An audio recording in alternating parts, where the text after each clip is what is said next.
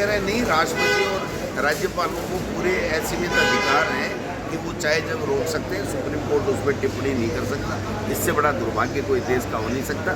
हम यही बात कह रहे थे कि इसीलिए कह रहे थे कि ये संविधान को मानने वाले नहीं हैं, ये तानाशाह हैं और ईडी इनकम टैक्स का दुरुपयोग कर रहे हैं। अब राहुल गांधी जी और सोनिया जी पे 14 साल बाद में बंद केस को वापस इस तरीके से चार्जशीट पेश करना, क्योंकि इनके झगड़े हैं।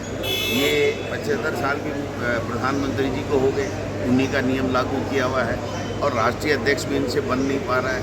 आरएसएस में इनमें झगड़ा है, तो उससे ध्यान बटाने के लिए ये क्या करें, तो आनंद फानन में राहुल जी और सोनिया जी के ऊपर इन्होंने जो है वो चार्जशीट कर दी।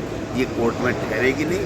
हम लोगों ने कल जिलों में, प्रदेश में और ब्लॉक्स में प्रदर्शन किए हैं और अब संभावित है, अभी फाइनल नहीं है, लेकिन 28 तारीख को हमारे राष्ट्रीय अध्यक्ष राजस्थान में आने वाले हैं और बड़ी मीटिंग करके हम इनको बता देंगे कि ये चलने वाला नहीं। बीजेपी का कहना है कि ये जब केस दर्ज हुआ था उस समय कांग्रेस की सरकार थी, उस समय ये केस दर्ज हुआ और एक प्रोसेस के तहत ये कार्रवाई आगे बढ़ रही है। केस कोई भी दर्ज कर ले, लेकिन आप 11 साल से देश के प्रधानमंत्री, आप क्या कर रहे हो?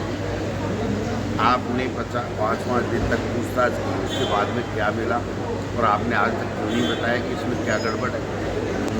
नो प्रॉफिट की जो कंपनी है, हर उसमें कहाँ दिक्कत है? न सैलरी ली, न कोई प्रॉफिट है, न कोई संपत्ति कोई ली गई, न संपत्ति को बेच सकते हैं, तो फिर उसमें कैसे ईडी आ गई साहब?